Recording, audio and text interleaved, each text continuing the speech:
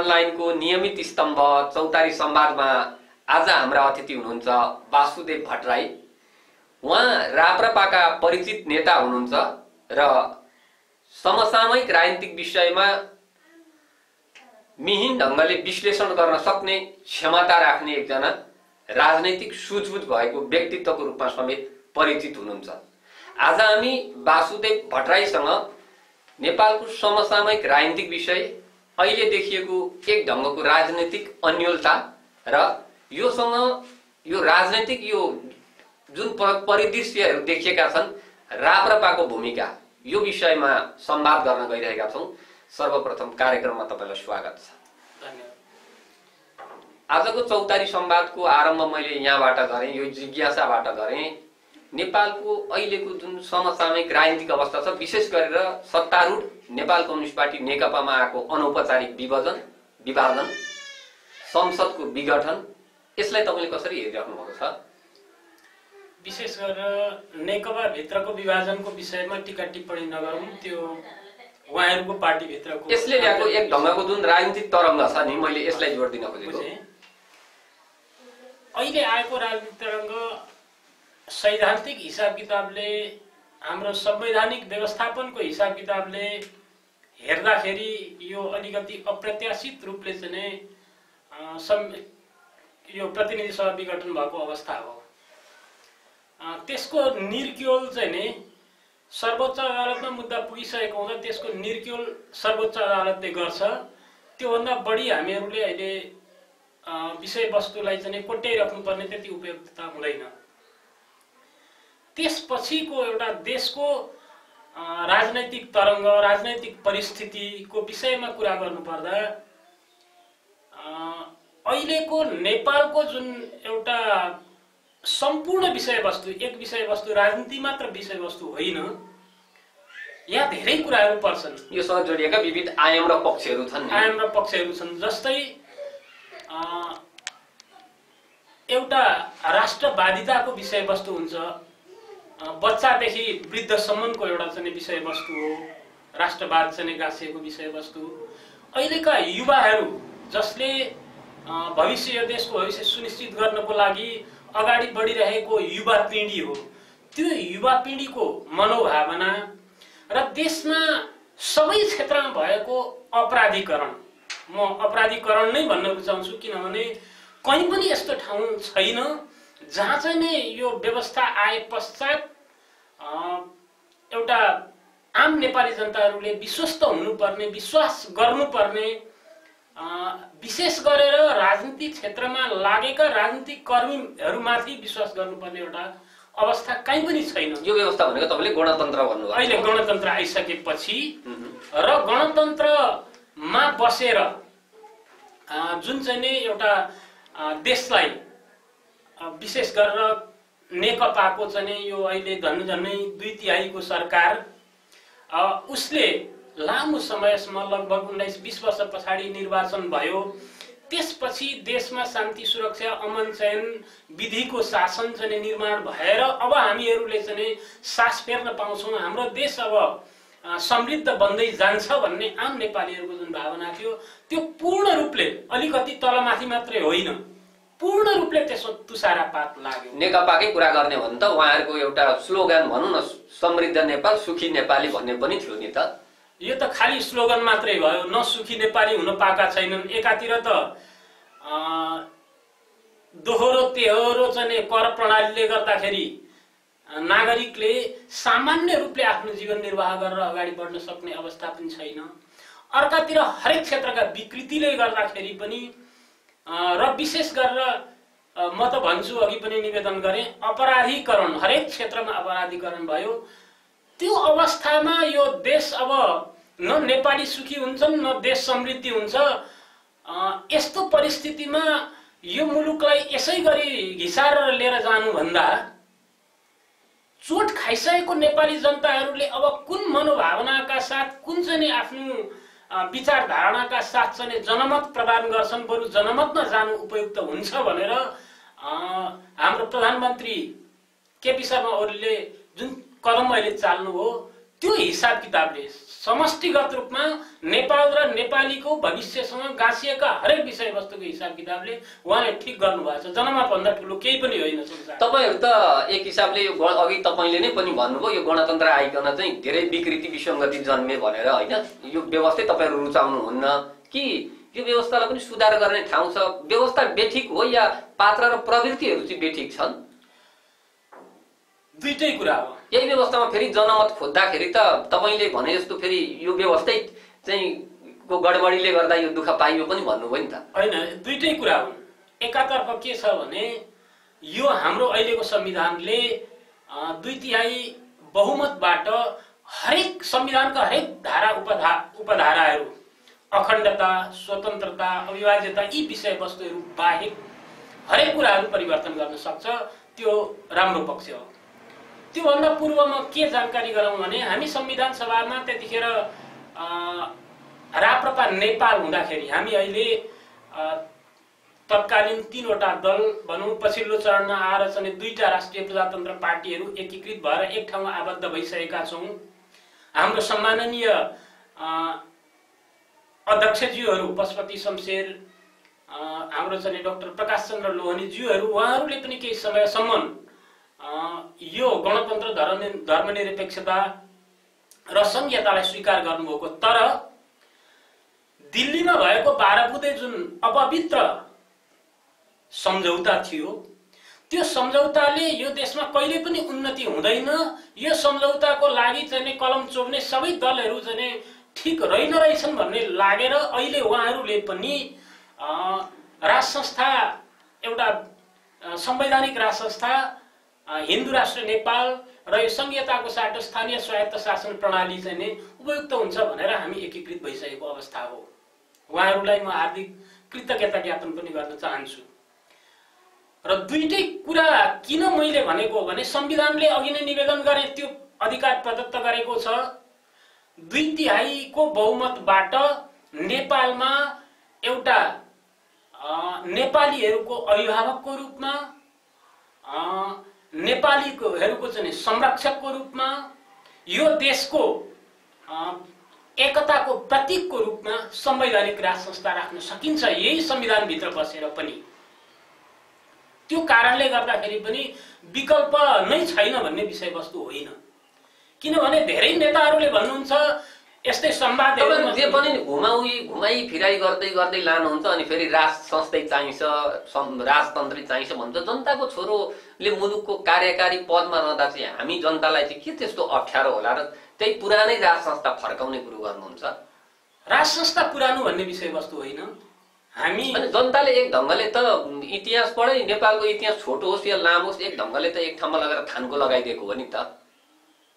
यो विषयमा मेरो चाहिँ अलिकति विमति छ। किनभने हजुरले मलाई प्रश्न गर्दै गर्दा हजुरलाई यो राज्यबाट, राज्य सञ्चालकहरूबाट, हरेक पार्टीबाट नेतृत्व गर्ने नेतृत्व पंक्तिहरूबाट क्रमिक रूपले तल आएर हजुरलाई कुनै दिन पनि कसैले प्रश्न गरेको थियो यो देशको राज संस्था हटाउनु पर्छ कि राख्नु पर्छ भनेर, संघीयता ल्याउनु पर्छ कि पर्दैन भनेर, गणतन्त्र ल्याउनु पर्छ कि पर्दैन भनेर, अनि हिन्दू राष्ट्र नेपाल जो विश्वको एउटै मात्र मुलुक जसको पहिचान विश्वमा थियो हिन्दू राष्ट्रको नामबाट, त्यो हिन्दू राष्ट्र सखाप पारेर धर्मनिरपेक्षता ल्याउनु पर्छ पर्दैन भनेर हजुरलाई कसैले चाहिँ सोधेको थियो? तपाईको अधिकार थियो, तपाई एउटा नेपाली नागरिक हो। पक्षमा वकालत गर्ने राजनीतिक दलहरूलाई समर्थन गरेर न गणतन्त्र पनि आएको हो, यो अहिलेको सरकार पनि बनिएको। जनताले त त्यसरी अप्रत्यक्ष ढङ्गले भए पनि काहीँ न काहीँ समर्थन त गरेनन् होला त। जुन बेला म यहाँलाई चाहिँ निवेदन गरौँ, जुन बेला संविधान सभाको निर्वाचन भयो त्यसपछि गएका नेतृत्व पंक्तिहरूबाट यो विषयवस्तु उठान भएको भए एउटा विषयवस्तु रहन्थ्यो।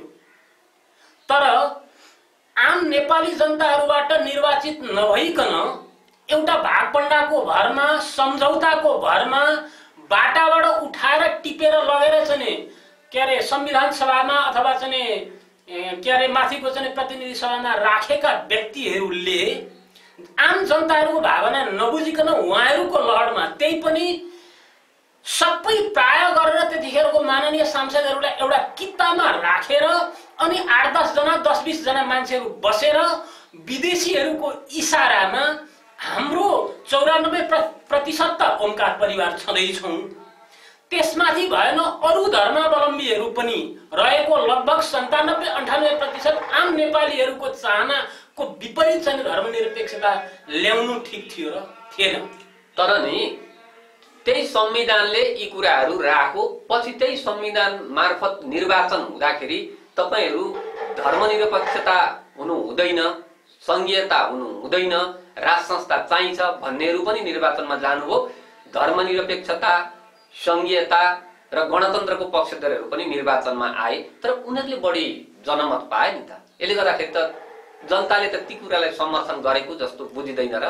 जनताहरूको समर्थनको कुरो यहाँले गर्ने हो भने उहाँहरूले संविधान लेख्नको लागि त्यतिखेर संविधान सभाको निर्वाचन गरेको हो। धर्मनिरपेक्षता ल्याउँछौँ, गणतन्त्र ल्याउँछौँ, संघीयता ल्याउँछौँ भनेर त्यतिखेर चाहिँ संविधान सभाको निर्वाचन भएको होइन। संविधान बनिसकेपछि गर्नको लागि तर जुन चुनाव भयो त्यो त संविधान सभापछि, संविधान बनिएपछि भएको हो नि त। मैले यहाँको भावना बुझेँ, तर संविधान निर्माण गर्नको लागि उहाँहरूले जनमत लिनुभयो। माथि गइसकेपछि उहाँहरूले यो कुरो जनतासँग सोधिएको छैन है भनेर एउटा झाडा टार्ने नियतले उहाँ जनतामा गए जस्तो गर्नुभयो। तर जति पनि कलेक्सन भएका यिनै विषय, गणतन्त्र, धर्मनिरपेक्षता, संघीयताको विषयमा यो ठिक छैन है, नेपालको चाहिँ भू राजनैतिक अवस्था, यहाँको मौलिक चाहिँ विषयवस्तु आदि इत्यादि विषयवस्तु हेर्दाखेरि यी विषयवस्तु ठिक छैन, यो गर्नु हुँदैन भनेर चाहिँ संकलन भएका सबै चाहिँ जनताका सुझावहरू लगेर टोकरीमा, रद्दीको टोकरीमा राख्यो र त्यही 10-20 जनाको मनोभावनाले यिनै जनताका चाहिँ भावना हुन् भनेर उहाँहरूले चाहिँ जबरजस्ती लाद्नु भएको हो। यो लाद्नु भएको नै हो, यो उहाँहरूले आरोप लगाएको होइन। उहाँहरूले पनि भित्र हृदयमा सम्झिनुहुन्छ यो आम नेपाली जनताको उहाँहरू मध्ये नै, त्यही 10-20 जना मध्ये नै कतिपयले छातीमा हात राखेर अहिले पनि सम्झिनुहुन्छ यो मैले गल्ती गरेँ हिजोको दिनमा, यो इतिहासमा मेरो चाहिँ जीवनको कालखण्डमा गलत गरेँ भनेर पक्कै भन्नुहुन्छ। जनमत यो होइन, यो जबरजस्ती चाहिँ विदेशीहरूको इसारामा कसैको स्वार्थको लागि चाहिँ ल्याइएको विषय त्यो कारणले गर्दा। तपाईको भनाइले त के कुरा पुष्टि गरेको भने यो संविधानै विदेशीले बनाइदिए जस्तो लाग्दैछ के हो र? एक किसिमले भन्ने भने यो सही प्रश्न राख्नुभयो। किनभने हाम्रो नेपालको संविधान विदेशीले बनाइदियो होला त। मैले 2-4 वटा दस्तावेजहरू त्यतिखेर चाहिँ तयार हुँदै गरेका दस्तावेजहरू हेरेँ। हेर्दाखेरि ती दस्तावेजहरूमा म आफै साक्षी छु, ती दस्तावेजहरूमा कहीँ पनि विक्रम सम्वत भन्ने विषयवस्तुहरू उल्लेख थिएनन्। मैले पनि, म आफू त आधिकारिक व्यक्ति थिइनँ, तर मैले नै पनि मैले चिने जानेका चाहिँ सभासद सांसदहरूलाई, आधिकारिक व्यक्तित्वहरूलाई यो के हो, यो त सबै चाहिँ डिजाइनमा बन्दो रहेछ, यो हाम्रो दस्तावेज तयार भएर आउँछ अनि इस्वी सम्मको चाहिँ के अरे डेटहरू चाहिँ फिक्स गरेर आउँछन्, यसको अर्थ हामीहरूले बनाएका छैनौँ, यो नेपालीको मौलिकताभित्र छैन भनेर त त्यतिखेर मैले भनेको पनि हो। त्यसकारणले यसलाई यी आदि इत्यादि कारणले भन्न सकिन्छ कि वास्तवमा हामीहरू बसेर, हाम्रा चाहिँ प्रबुद्ध व्यक्तित्वहरू बसेर भन्दा पनि त्यो इसारामा चलाउनुको लागि चाहिँ नि जुन इसारामा बन्यो त त्यो पक्कै हो, पक्कै त्यसैबाट बनिएको। नत्र भने आम नेपाली सनातन धर्मावलम्बीहरू चाहिँ 94% छौँ, उहाँहरूको मनोभावना विपरीत चाहिँ धर्मनिरपेक्षता ल्याइयो कसरी? 94%, जबकि अन्तर्राष्ट्रिय चाहिँ नियम कानुनमा के छ भने कुनै पनि मुलुकमा 70% भन्दा बढी एउटा धर्म छ भने, एउटा जात छ भने उनीहरूको नाममा चाहिँ देशको पहिचान गराउन सकिन्छ भन्ने अन्तर्राष्ट्रिय कानुन छ, अन्तर्राष्ट्रिय मान्यता छ। अब त्यो 70 त होइन, 94 मात्रै नभएर 96-97% चाहिँ सनातन वैदिक धर्मावलम्बीहरूलाई चाहिँ को भावनालाई माथि कुठारावाद गर्दै धर्मनिरपेक्षता चाहिँ लाग्नुपर्ने आवश्यकता केही पनि थिएन। एक। दोस्रो कुरो, लगभग 240 वर्षको एउटा के अरे राज संस्था जसले यो मुलुक निर्माण गर्यो, त्यो राज संस्थालाई फ्याल्नु पर्ने बेलामा यो कारणले गर्दाखेरि फ्यालियो भनेर आम नेपाली जनताहरूलाई सुसूचित गराउनु पर्छ, फ्यालिन्छ, फालौँ कि नफालौँ भनेर। तेस्रो कुरो, आजसम्मका राजाहरू, म राणाहरूले गरेका विषयवस्तुतिर म जान चाहन्न, शाहवंशीय राजाहरूले आजसम्म नेपालीहरूको अहितमा, नेपाल देशको अहितमा अथवा समग्र रूपमा मुलुकको अहितमा कुन चाहिँ काम गरेका थिए, कसले के पुष्ट्याइदिन सक्छ? र उनीहरू तानाशाही भए। अब अहिले कम्युनिस्टको कुरा गरौँ हाम्रो देशमा, एक ढङ्गले त के बुझिन्छ भने राजनीतिक आन्दोलनबाट आएको एउटा व्यवस्था गणतन्त्र स्थापित हो। हिजो राजाका पालामा हामी रैती थियौँ, प्रजा थियौँ भने आज संघीय लोकतान्त्रिक गणतन्त्र नेपालमा हामी नागरिक भनेर गर्वले आफ्नो छाती फुलाएर राजनीतिक स्वतन्त्रताका साथ, नागरिक अधिकारका साथ आफ्ना अभिव्यक्तिहरू राख्ने यो अवसर पाउनु भनेको किन फेरि प्रजा हुन तपाईँहरूलाई यस्तो धेरै चाहिँ मन लागेको? त्यो प्रजा भन्ने शब्द राजाको होइन, रैती, राजाका रैती भनेको रैती भनेको त्यो कुन एउटा शताब्दीको विषयवस्तु हो, त्यो त्यतातिर नजाउँ। प्रजाको विषयवस्तु यहाँले कोट्याउनु भयो। हामी जनताकै छोराछोरीलाई स्थापित गरेर कार्यकारी प्रमुखमा जनताकै छोराछोरी राखेर कुनै वंशको नराखेर हामी गर्व गर्न सक्दैनौँ र? तर तपाईँहरूलाई यति राज संस्थाप्रति यति धेरै मोह चाहिँ किन हुन्छ? राज संस्थाप्रति मोह होइन, मुलुकप्रति मोह हो, राष्ट्रवादप्रति मोह हो, राष्ट्र प्रेमप्रतिको मोह हो। यो राजाप्रतिको मोह भन्दा पनि खोइ त यो 14 वर्षमा हाम्रा चाहिँ आम नेपाली जनताका छोराहरू गएर कार्यकारी घर बसे त अब यस्तै व्यवस्था हुन्छ, यस्तै व्यवस्था चाहिँ लिएर जाने हो भने भोलि हामी कति दिन नेपाली बन्न सकौँला र? त्यो परिदृश्य त देखिसकिएको छ। तपाईँ छोटकरीमा भन्नुहोस् त, नेपालका लागि अहिले आएको यो राजनीतिक ठुलो राजनीतिक इतिहास बोकेर ठुलो राजनीतिक फड्को छलाङ भनौँ, यसलाई अलिकति दार्शनिक भाषामा भन्दा यो भएर आएको गणतन्त्र के नेपालको यो जुन नेपाली माटो, नेपाली समाजका लागि यो बेठिक छ? बेठिक छ। किन बेठिक छ भने हाम्रो विश्वमा छुट्टै मौलिकता छ। विश्वमा हाम्रो मुलुक चाहिँ को एउटा परिवेश बेग्लै छ। मास्तिर कम्युनिस्ट शासन सत्ता सञ्चालन गरेको चीन छ, तलतिर चाहिँ विश्वमै एउटा उत्कृष्ट प्रजातान्त्रिक अभ्यास गरिरहेको भारत छ। यस्तोको बीचमा सानो चाहिँ एउटा मुलुक जो आफ्नै मौलिकता, आफ्नै चाहिँ परिवेशमा चाहिँ बाँचेको छ, हुर्किएको छ, यसमा कसैले दिएको र कसैले लादेको व्यवस्था टिक्न सक्दैन। यो एकदम अहिले घाम जतिकै छर्लङ्ग भइसक्यो। मोह यसमा नैमा मोह हो। राजाप्रति तपाईँहरूको मोह किन भन्ने विषयवस्तु उठो। किन राज संस्थाप्रति मोह हो भने राज संस्था कुनै दलको, कुनै पार्टीको, कुनै व्यक्तिको, कुनै समूहको हुन सक्दैन। त्यो आम नेपालीको अभिभावक हुन्छ, आम नेपालीहरूको चाहिँ संरक्षक हुन्छ, मुलुकको संरक्षक हुन्छ। त्यो कारणले गर्दा त्यो रह्यो भने उसले आम नेपाली जनताहरूलाई पनि कुनै किसिमको भेदभाव नगरिकन, पार्टीगत रूपले या अन्य कुनै हिसाब किताबले भेदभाव नगरिकन जनताको चाहिँ सेवा गर्छ, जनताको चाहिँ भविष्यको लागि काम गर्छ र मुलुकको चाहिँ संरक्षण गर्छ। त्यो कारणले अरूले गर्न नसक्ने रहेछन् भन्ने तितो यथार्थ आज देखिसकिएको छ। त्यो कारणले गर्दाखेरि पनि हामीहरूले राज संस्था चाहिन्छ भनेको होइन। एउटा निवेदन गर्छु, राज संस्था डिक्टेटर राज संस्था हामीले खोजेको होइनौँ। यहाँ भोलि राजालाई चाहिँ सम्पूर्ण कुरा जिम्मा दिएर सबै कुरो राजाबाट चलाउने डिक्टेटर हिसाब किताबको चाहिँ राज संस्था हामीले खोजेको होइन। कार्यकारी अधिकार नेपाली जनतामा को चाहिँ छोरामै हुन्छ। यहाँले चाहिँ प्रश्न गरे जस्तो प्रधानमन्त्री हुन्छ, सम्पूर्ण चाहिँ सत्ताको चाहिँ कार्यकारी अधिकार उसैसँग हुन्छ। तर एउटा सिम्बोलिक संरक्षक अभिभावकको भूमिका निर्वाह गर्ने राजा हामीहरूले खोजेका।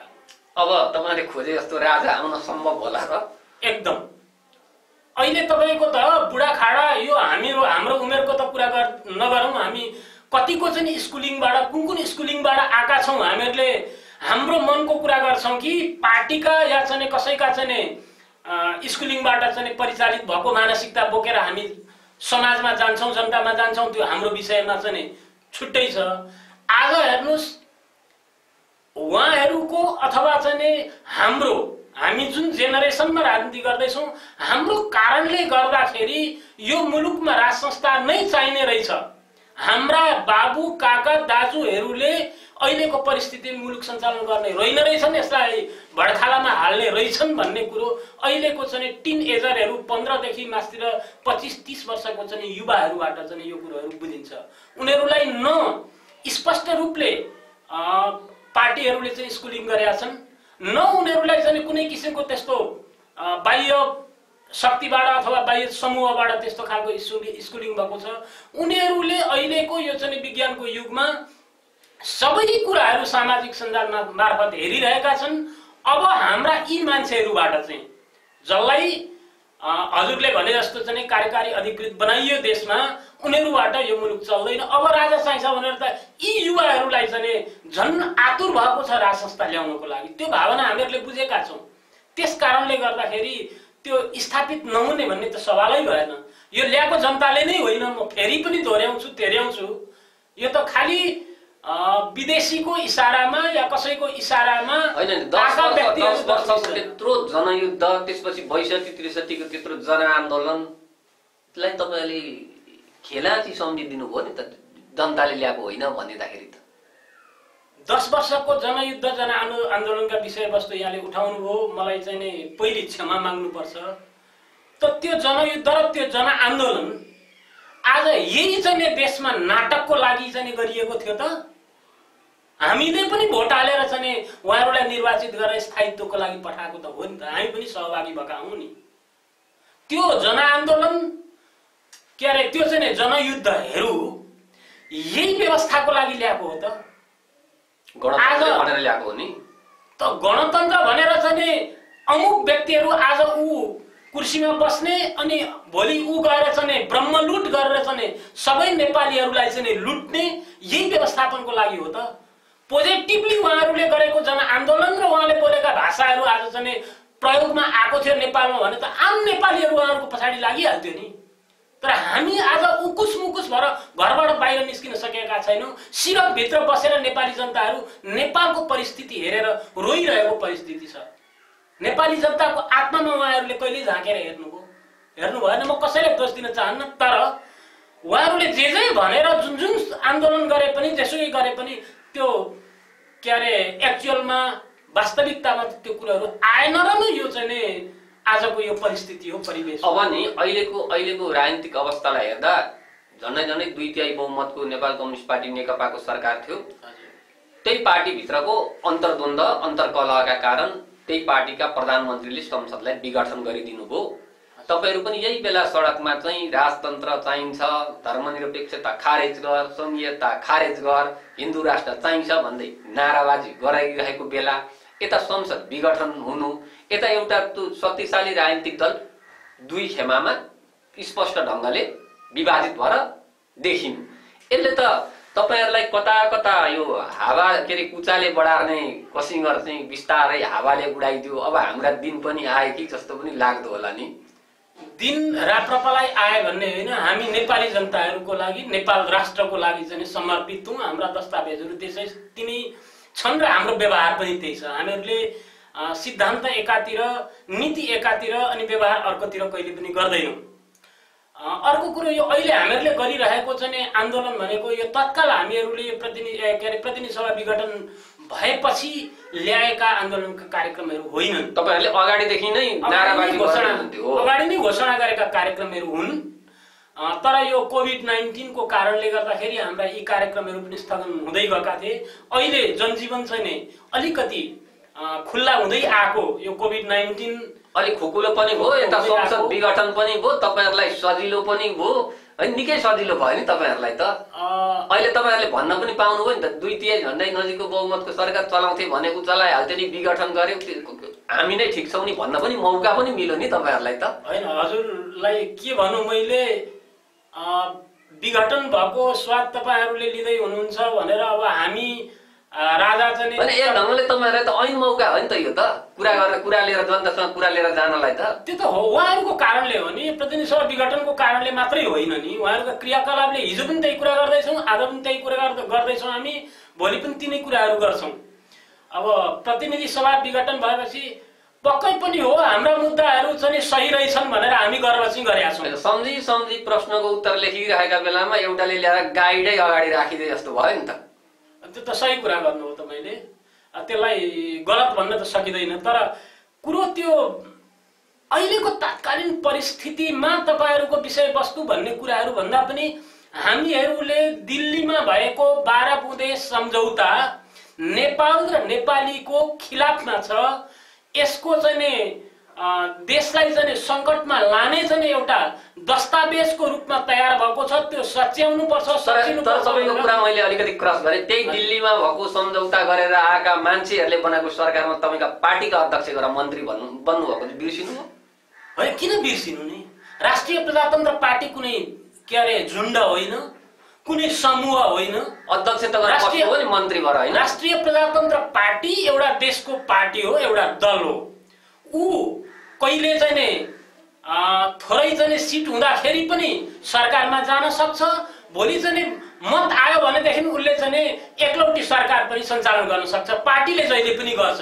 यो आरोप हाम्रो नेता कमल थापालाई अध्यक्ष भयो बिको भन्ने विषयवस्तु यो गलत विषयवस्तु। दिल्ली सम्झौता गर्नेहरूसँग त त्यो खालको विमति राखेर त्यो त्यति धेरै मोह कुर्सीको नगरेको भएन। दिल्ली सम्झौताको कुरा त होइन, संविधानलाई नै हामीहरूले चाहिँ नि के अरे हिन्दू राष्ट्रको विषयमा, गणतन्त्रको विषयमा, धर्मनिरपेक्षताको विषयमा, संहिताको विषयमा हामीहरूले त्यहाँ पृथक धारणा राखेकै छौँ, लिपिबद्ध गरेर राखेको छ।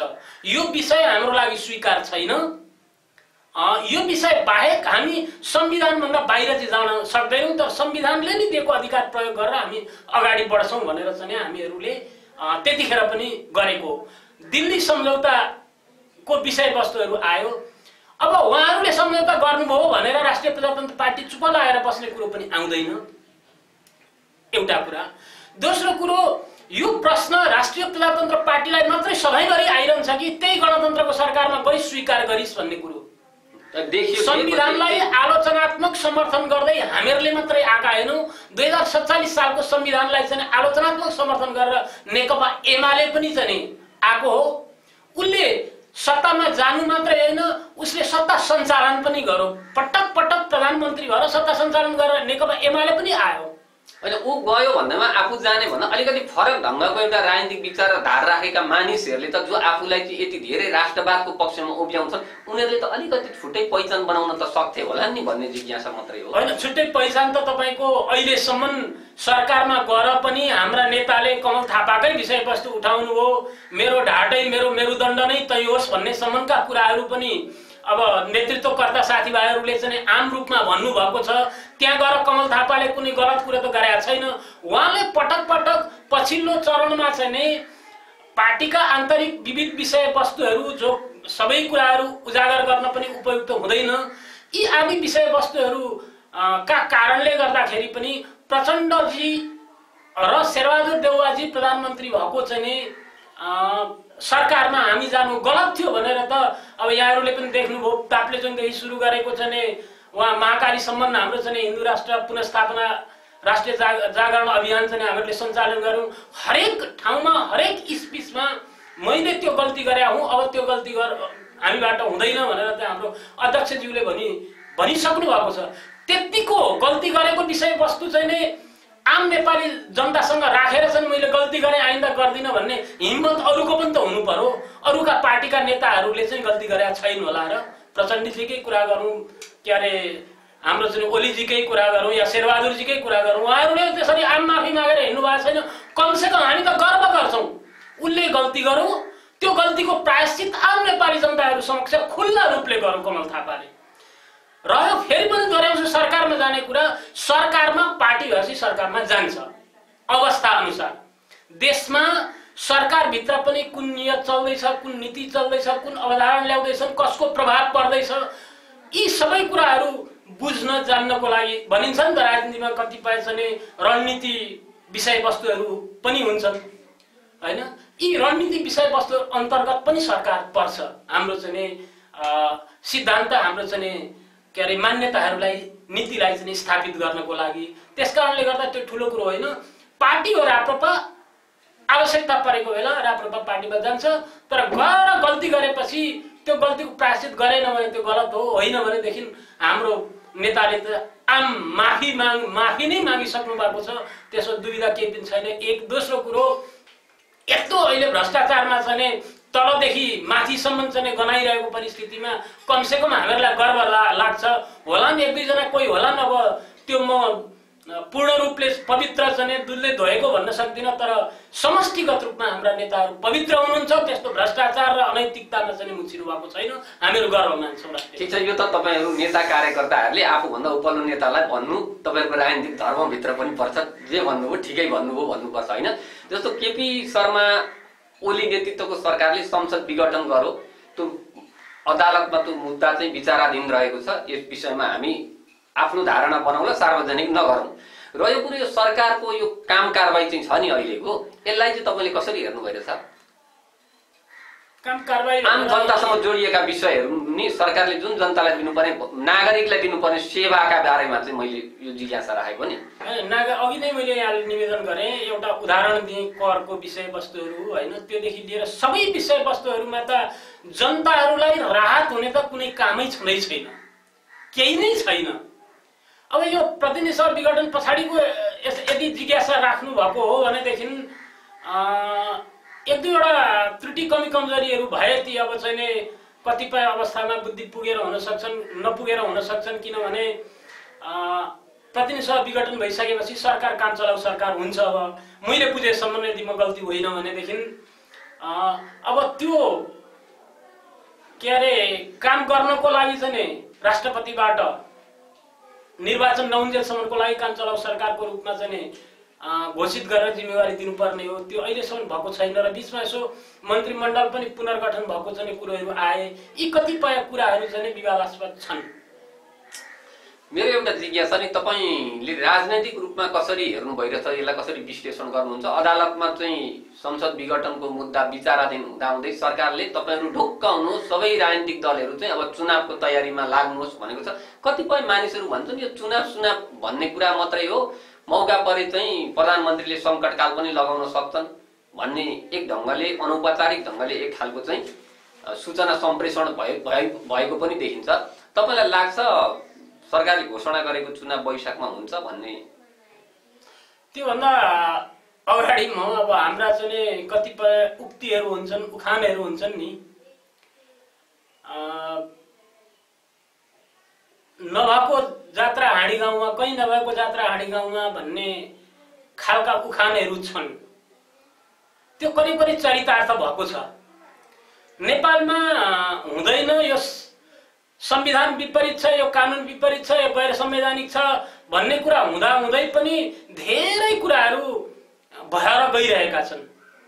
अब यहाँ हुँदै हुँदैन भन्ने विषयवस्तु त होइन, तर जहाँसम्म निर्वाचनको कुरो हो, चाहे उहाँले के अरे भोलि सङ्कटकाल घोषणा होस्, चाहे चाहिँ जेसुकै होस्, केही क्षणिक समयको लागि हो, जो संविधानको परिधिभित्र रहेर जनताको भावनालाई पनि जित्न सक्ने हिसाब किताबले चाहिँ ती कुराहरू आउलान्। 5-6 महिना पछि चाहिँ जाला, बेग्लै विषयवस्तु हो। तर निर्वाचन त अवश्य मावि छ, निर्वाचन त गर्नै पर्छ, जनताको भावना बुझ्न त जानै पर्छ। यहाँ भोलि म चाहिँ अब भोलि डिक्टेटरसिप लगाएर अब यस्तो खालको शासन त सत्ता सञ्चालन गर्छु भनेर त यहाँ हुनेवाला केही पनि छैन। त्यो त हुँदैन। बाङ्लिउ चुनाव भयो, राप्रपा चुनावमा जान्छ, तपाईँहरूका एजेन्डा लिएर जानुहुन्छ तपाईँहरू। अब भनिदिनुहोस्, तपाईँहरूका जुन जुन एजेन्डा छन् नि, अघि नै हामीले त्यो विषयमा छलफल पनि गर्यौँ, ती एजेन्डालाई मुख्य गरी एउटा सेरोमोनियल किङकै हिसाबले, एउटा मानार्थ राजाको हिसाबले ल्याउने जुन राजतन्त्रको कुरा गर्नुभयो, धर्मनिरपेक्षताको कुरा गर्नुभयो, यो संघीयता खारेज गर्ने कुरा गर्नुभयो र हिन्दू राष्ट्र स्थापित गर्ने कुरा गर्नुभयो, यो कुरो जनताले तपाईँहरूले भन्दै जाँदाखेरि सुन्छन्? अब सुन्नुहुन्छ। हिजो अलिक कम सुन्नु भएको थियो। अलि चाहिँ के अरे हामीहरूको बानी छ नि त, टमटम जस्तो जतातिर चाहिँ त्यो के अरे बग्गीको चाहिँ आँखा एकातिर मात्रै फर्काएको हुन्छ, त्यो त्यतैतिर मात्रै चाहिँ गइरहेको हुन्छ। करिब करिब राजनैतिक माहौलमा हामी हिजोसम्म त्यो खालको एउटा परिस्थितिमा थियौँ, जसले जे भने पनि सही लागे पनि त्यो जुन चाहिँ स्कुलिङ भएको छ त्यो स्कुलिङभन्दा बाहिर जाँदैन थियो। तर अब जनताहरू झन् खुल्ला रूपले, झन् भावना जितेर, किनभने उहाँहरूले त परीक्षण गर्नुभयो, स्पष्ट रूपले उहाँहरूले चाहिँ निर्वाचित गरेर पठाउनु भएको, उहाँहरूले विश्वास गर्नुभएको पात्रहरूबाट उहाँहरूले पीडा भोगिसक्नुभयो। त्यसो हुँदा राप्रपाले उठाएको मुद्दा संहिताको विरुद्धमा किन मुद्दा उठाएको थियो? हिन्दू राष्ट्र नेपालको को पहिचान कायम गर्नुपर्छ भन्ने किन मुद्दा उठाएको थियो, संवैधानिक राज संस्था चाहिन्छ भनेर किन मुद्दा उठाएको थियो, संघीय संरचनाको साटो शक्तिशाली चाहिँ तल्लो के अरे स्थानीय लेभललाई चाहिँ शक्ति सम्पन्न बनाएर चाहिँ के अरे प्रतिनिधि सभा अथवा केन्द्रीकृत शासन हुनुपर्छ भनेर चाहिँ संघीयताको विरोध किन गरेको थियो। अब आम जनताहरूले बुझिसकेको छ। अबको नेपाली जनताहरूले झन् खुल्ला रूपले राष्ट्रिय प्रजातन्त्र पार्टीलाई समर्थन गर्नुहुन्छ, हाम्रो मुद्दामा आउनुहुन्छ। यति हो, उहाँहरूले केही कमी कमजोरीहरू देख्नु भएको छ राप्रपाभित्र भनेदेखि अम्लो ठड्याउनुहुन्छ। अम्लो ठड्याउनु पनि पर्छ, हामीहरूलाई सुसूचित गर्नु पनि पर्छ। सुसूचित मात्रै होइन, हामीहरूलाई हप्काउनु पर्छ, हामीहरूलाई कराउनु पर्छ, हामीहरूलाई झकझक्याउनु पर्छ। तर समष्टिगत रूपमा हिजोका दिनमा जति थियो त्यसको कैयौं गुणा बढी चाहिँ आम नेपाली जनताहरू अब राप्रपाको चाहिँ मुद्दामा, राप्रपाको चाहिँ सिद्धान्तमा, राप्रपाले देखाएको मार्ग दर्शनमा चाहिँ लाग्नुहुन्छ। यो पूर्ण रूपले विश्वास गर्छौँ हामी। अब मलाई तपाईँ भनिदिनुहोस् कि अघि पनि तपाईँले प्रसङ्ग उठाउनु भयो, मैले तपाईँलाई जिज्ञासा राख्न खोजेको कुरो के हो भने यो व्यवस्थै बेठिक छ गणतन्त्र भन्ने, वा व्यवस्था चाहिँ ठिक ठिकै हो तर यो व्यवस्थालाई जो चलाउँछु भनेर आएका व्यक्ति उनीहरूको प्रवृत्ति चाहिँ ठिक छैन, या त यो समूल व्यवस्थै परिवर्तन गरेर नयाँ अर्को व्यवस्था कुनै ल्याउनु पर्छ। व्यवस्था बेठिक हो भन्ने कुरो भन्दा पनि के छ भने जुन गणतन्त्र छ नि, गणतान्त्रिक मुलुकहरू थुप्रै छन्। मैले नेपालको चाहिँ गणतन्त्रको कुरा गरेको है विश्वमा। त्यसकारणले गर्दा सबै गणतन्त्र के अरे फेलर हो भन्न सकिँदैन। तर नेपालको सन्दर्भमा नेपालको भूराजनैतिक अवस्थाको कारण यहाँको मौलिक पहिचान, मौलिकताका विविध धरोहरहरूको कारणले गर्दाखेरि गणतन्त्र नेपालमा अभाव सिद्ध छ। यो गणतन्त्र ल्याउनु पर्छ के त ल्याउनु पर्ने त के ल्याउनु पर्छ र तपाईको एउटा कुनै व्यवस्था के अरे प्रजाको विषयमा कुरा गर्दै गर्दा अलिकति रोकिएको थियो। विश्वको सबैभन्दा उत्कृष्ट मुलुक सञ्चालन गर्ने चाहिँ विधि भनेको प्रजातन्त्र हो। त्यहाँ पनि प्रजा भन्ने शब्द छ हैन। प्रजाले सञ्चालन गर्ने चाहिँ के अरे शासन सञ्चालन गर्ने एउटा चाहिँ व्यवस्था हो हैन। अब प्रजातान्त्रिक व्यवस्था रहनु पर्छ। प्रजातन्त्र सबैको चाहिँ राजा हो। सम्पूर्ण कार्यकारी अधिकार जनताको हुन्छ। अभिभावक खालको सिस्टम ल्याउन त हामी 2047 सालमा एकचोटि फेरि फर्किनु पर्यो नि त। अनि 47 सालमा फर्किनु पर्छ नि, गलत कुराहरू छन् भने फर्किनु पर्छ। अनि अग्रगामी यात्रा सबैभन्दा सहज कुरो विषयवस्तु के हो भनेदेखि 2047 सालको संविधान जुन बेला चाहिँ संविधान लेखियो त्यतिखेरका कम्युनिस्टहरूले पनि, त्यतिखेरका कांग्रेसहरूले पनि, त्यतिखेरका अन्य दलहरूले पनि विश्वको उत्कृष्ट संविधान भनेर चाहिँ उहाँहरूले के अरे ठुल्ठुला चाहिँ कार्यक्रमहरूमा भन्दै हिँड्नु भएको, सर्वस्वीकार गर्नुभएको त्यो 2047 सालको संविधान आयो भनेदेखि केही गर्नै पर्दैन। सहज रूपले त्यसैको बाटोमा, त्यसैको गोरेटोमा लागेर हिँडेपछि मुलुक के अरे समृद्ध भएर जान्छ। त्यही त फेरि एउटा प्रश्न के आउँछ भने ल त्यही संविधानलाई ल्याउने प्रयत्न तपाईहरुले गर्नु होला, एकछिनको लागि मानिलियौं त्यो संविधान बिउज्यो। आखिरी शासन सत्ता चलाउने त यिनै व्यक्तिहरू भइसकेपछि त्यो व्यवस्थाको नाम त स्वर्ग नै राखे पनि काम गर्ने मान्छेहरूले स्वर्ग उन्मुख काम गर्दैनन् भने त फेरि अर्थ केही होला र? हैन, व्यक्ति पात्रको विषयवस्तु बेगल विषयवस्तु हो। व्यक्ति पात्रहरू उद्दण्ड हुन नपाउने चाहिँ नि व्यवस्था हुनुपर्छ। जसरी चाहिँ एउटा संविधान र कानुनको मर्यादा गर्ने खालको चाहिँ नेतृत्व हुनुपर्छ। नेतृत्व त तपाईको भोलि उहाँहरू आउनु होला या अर्को आउला, तर व्यवस्थामा उद्दण्डता भन्ने कुरो अनि आफू खुसी चाहिँ जे मनो आयो मनोपोली गर्ने विषयवस्तु त्यहाँ रहनु हुँदैन। त्यहाँ कानुनले जित्नुपर्छ उहाँहरूलाई, संविधानले चाहिँ के अरे कस्नुपर्छ उहाँहरूलाई, त्यो खालको चाहिँ व्यवस्था हुनुपर्छ। अहिले त हामीहरूले बनाएको हामीहरूले जे गर्दा पनि हुन्छ भन्ने खालको चाहिँ जुन एउटा मानसिकताले यो अवस्था भएको छ। मैले कति आचार्य सबैभन्दा माथि जे भए पनि राज संस्था अथवा एउटा राजा हुनुपर्छ, त्यसलाई चाहिँ हामीले मूल खामो सम्झिनुपर्छ र त्यो मूल खामोको अथवा त्यो सबैभन्दा माथि रहेको एउटा जो अभिभावक राखिन्छ त्यसको चाहिँ हामीलाई डर र त्रास हुनुपर्छ अनि मात्रै मुलुक चल्छ भन्न खोज्नु भएको? सत्य हो। राज संस्था भयो भनेदेखि उसले नेपालको सन्दर्भमा नेपाली जनताको विषयमा र नेपाल मुलुकको विषयमा उसको चासो हुन्छ, अरू विषयवस्तुमा चासो हुँदैन। उनीहरूको समृद्धि र उनीहरूको संरक्षण कसरी गर्नुपर्छ देश र देशवासीहरूको भन्ने उसमा चाहिँ त्यही विषयवस्तु मात्र हुन्छ। यहाँ मेरा मान्छे ल्याएर कहाँ हाल्ने र कति भ्रष्टाचार गर्ने, कुन चाहिँ आयोजना र कुन चाहिँ उसमा चाहिँ कसलाई चाहिँ पजनी गर्ने भन्ने विषयवस्तु राजामा हुँदैन। त्यो कारणले गर्दा उसलाई चाहिँ संरक्षकको रूपमा चाहिँ अभिभावकको रूपमा हामीहरूले राख्ने हो, एउटा एकताको प्रतीकको रूपमा। पार्टीहरू बाजेर जान्छन्, उठेर जान्छन्, जनताको चाहिँ मासमा जान्छन्, तर माथि गइसकेपछि एकताको प्रतीक भन्नाले उनीहरूले मुलुकको विषयमा, राष्ट्रको विषयमा, राष्ट्रवादको विषयमा मात्रै एउटै विषय मात्रै सम्झिउन्।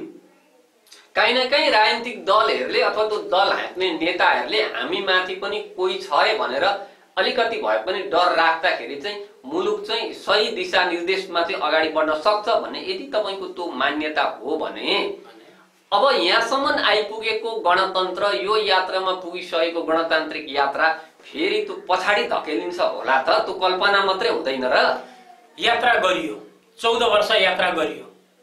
यात्रा कस्तो हुनुपर्छ भने पोजिटिभ हुनुपर्छ, उत्पादक हुनुपर्छ, उर्वर हुनुपर्छ, ऊर्जाशीलता हुनुपर्छ, उत्पादनशीलता हुनुपर्छ। जहाँ बन्जर छ अनि त्यो बन्जरलाई चाहिँ हामीहरूले बोकेर हिँड्या रहेछौँ भन्ने बित्तिकै अनि फिर्किन लाज मान्ने हो र?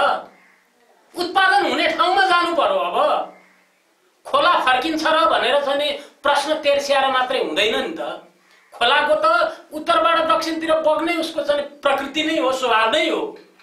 अनि तपाईहरु त फेरि दक्षिणबाट उत्तर चाहिँ फर्काउँ भन्ने होइन। गणतन्त्रलाई जुन ट्र्याकमा हामीहरूले लिएर गयौँ, एउटा देशको समृद्ध हुन्छ भनेर, समृद्धि भएन। यहाँ त एकदम भूमि बन्जरै बन्जर भयो। अब त्यो बन्जर भूमिबाट केही पनि उत्पादन हुँदैन भनेपछि जहाँबाट उत्पादन हुन्छ त्यहाँ फर्किनु पर्यो। यसले लजाउनु पर्ने, धकाउनु पर्ने, यहाँ चाहिँ के अरे हाम्रो इज्जतै जान्छ, मानै जान्छ, मर्दन खतम हुन्छ, स्खलन हुन्छ भन्ने विषयवस्तु परिकल्पना गर्ने विषयवस्तु हो नि। जहाँबाट नेपाल र नेपालीको अहित हुन्छ त्यो विषयवस्तुबाट ब्याक फर्किनु पर्ने अवस्था हुन्छ भने ब्याक फर्किनै पर्छ। अब अन्त्यमा यो अन्यलपूर्ण अवस्थामा तपाईहरुकाले नै भन्दाखेरि यो व्यवस्था एक ढंगले ठीक छैन भनेर तपाईहरुले त्यो मान्यता राख्नुहुन्छ। अब भनिदिनुस्, राप्रपाले लाने चाहिँ कता हो त अबका दिनमा? अब जनतालाई, अब आम नागरिकलाई देखाउने चाहिँ एउटा जुन खालको उज्यालो बाटो हो नि, त्यो चाहिँ के हो त? उज्यालो बाटो भनेको अब हाम्रा मूल गरेर त सैद्धान्तिक विषयवस्तुहरू, राष्ट्रियताको विषयवस्तु छ, प्रजातन्त्र छ, अब हाम्रो चाहिँ संवर्धनवाद छ हैन। संवर्धनवाद भनेको यहाँको चाहिँ मौलिक धरातलदेखि लिएर हाम्रो मौलिकता, आध्यात्मिकता र अहिलेको चाहिँ ज्ञान विज्ञानसँग चाहिँ सहकार्य गर्दै परिवर्तन गर्नुपर्छ भन्ने एउटा दिशा हो, उदारवाद सहित। त्यही उदारवाद, त्यही संवर्धनवादको धरातलमा हामीहरू मुलुक र मुलुकवासीहरूको चाहिँ समृद्धिको लागि अगाडि बढ्छौँ। नेपाल, नेपाली जनता, नेपाली समाज, त्यसको चेत अनुसारको राज्य व्यवस्था हुनुपर्छ। त्यो अनुसारको संस्कृतिसँग त्यो मिल्ने, त्यो घुलन हुने खालको राज्य व्यवस्था तपाईहरुलाई चाहियो हैन? हजुर। त्यो भनेको हिन्दू राष्ट्र चाहियो, संघीयतालाई खारेज गरिदिनु पर्यो, तपाईको राज संस्थाको पुनर्स्थापना गरिदिनु पर्यो। त्यो भयो भने चाहिँ नेपाली जनताले सुख पाउँछन्, देश विकासको गतिमा अघि बढ्छ भन्ने चाहिँ तपाईहरुसँग ग्यारेन्टी छ कि यो पनि अरूले लागे जस्तै नारा मात्रै हो त? एकदम होइन, ग्यारेन्टी छ। किन ग्यारेन्टी छ भन्नुहुन्छ भने नेताहरूले भन्ने गर्छन् नि, हामी कट्टर गणतन्त्रवादी हौं भन्नेले, त धेरै सुन्यौं हामीले हैन? भन्ने गर्नुहुन्छ के भने राष्ट्रको पनि धर्म हुन्छ र भन्नुहुन्छ। के नेपाल राष्ट्रको मात्रै धर्म नहुनु पर्ने? अमेरिका, बेलायत र विश्वका चाहिँ सदियौंदेखि चाहिँ के अरे विकासशील मुलुकहरू, विकसित मुलुकहरूलाई चाहिँ धर्म चाहिने, अनि हामी नेपालीहरूलाई चाहिँ अरूले बोलेको भरमा चाहिँ धर्म नचाहिने, अनि राष्ट्रको मुलुकको चाहिँ धर्म हुँदैन र भनेर प्रश्न तेर्स्याइदिने। मुलुकको किन धर्म हुँदैन? यहाँको धर्म, यहाँको संस्कार, यहाँको संस्कृति, यहाँको परम्परा र यहाँको मौलिकताको जगमा संविधान निर्माण हुनुपर्छ। तब मात्रै तपाई हाम्रो चाहिँ जुन एउटा जन्मदेखि चाहिँ मृत्यु पर्यन्त हामी हाम्रो समाजमा सामाजिक चाहिँ के अरे संरचना अनुसार हामी चलिरहेका हुन्छौँ। हामी त्यही ट्र्याकमा चलेर यसको समुन्नत गर्न सक्छौँ। तर तपाईको आफ्नो सामाजिक परिवेशबाट कसैले अलग गर्यो भने तपाईको जीवन नै चाहिँ त्यो अलग परिवेशको अध्ययन र त्यसको चाहिँ अनुशीलन गर्न नै लागि चाहिँ समय लाग्छ। तपाईले विकास निर्माण अथवा चाहिँ समृद्धि कहाँबाट पाउनुहुन्छ? त्यस कारणले गर्दाखेरि पनि यो हाम्रो मौलिक धरातलभित्र अटिसकेपछि, व्यवस्था अटिसकेपछि हाम्रो ऐतिहासिक धरोहरहरूको चाहिँ अनुसरणबाट, उहाँहरूको चाहिँ शिक्षाबाट हामी अगाडि बढेपछि अनि हाम्रो आमाको गर्भदेखि लिएर मृत्यु पर्यन्त हाम्रा जुन जीवनचर्याहरू छन् ती जीवनचर्याहरू कोही आधारशिलामा हाम्रो कानुन र संविधान निर्माण भएर त्यसको आधारमा चाहिँ नीति, तात्कालीन, अल्पकालीन, दीर्घकालीन नीतिहरू तय गर्नुपर्छ र मुलुक स्वतः स्फूर्त रूपले अगाडि बढ्छ। तपाईलाई चाहिँ समाजको विकास गर भनेर चाहिँ भन्ने अनि त्यो विकास गर्ने प्रविधि चाहिँ तपाईले जीवनमा कहिल्यै पनि नभोगेका, कहिल्यै पनि नदेखेका र एउटा परिकल्पना बाहिरको विषयवस्तु चाहिँ ल्याएर त्यो नीति थुपारिदियो भनेदेखि तपाईँ कहाँबाट हलचल गर्न सक्नुहुन्न?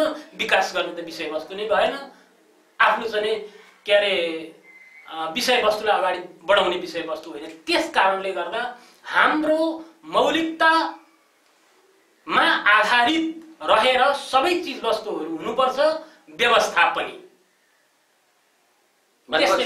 यो अहिले आएको गणतन्त्रमा यी चिज छैन, त्यसले फापेन भन्न खोज्नु भएको हो जनता, देशका लागि? होइन, भन्न खोजेकै होइन मैले। गणतन्त्रले त सिद्धिसक्यो मुलुक, अन्यथा नलागोस्। यही परिवेशमा हामी अब 10-20 वर्ष रह्यौँ, बाँच्यौँ भनेदेखि हामी चाहिँ नेपाली हौँ भनेर गर्व गर्न पाउँछौँ कि पाउँदैनौँ भनेर प्रत्येक नेपालीको मानसिकतामा चाहिँ के अरे कुण्ठाको रूपमा चाहिँ बसिसकेको छ। योभन्दा धराप, योभन्दा अभावसिद्ध, योभन्दा चाहिँ के अरे नहुने चिज वस्तु चाहिँ अब के हुनु र? कामै नलाग्ने व्यवस्था, कामै नलाग्ने व्यवस्था।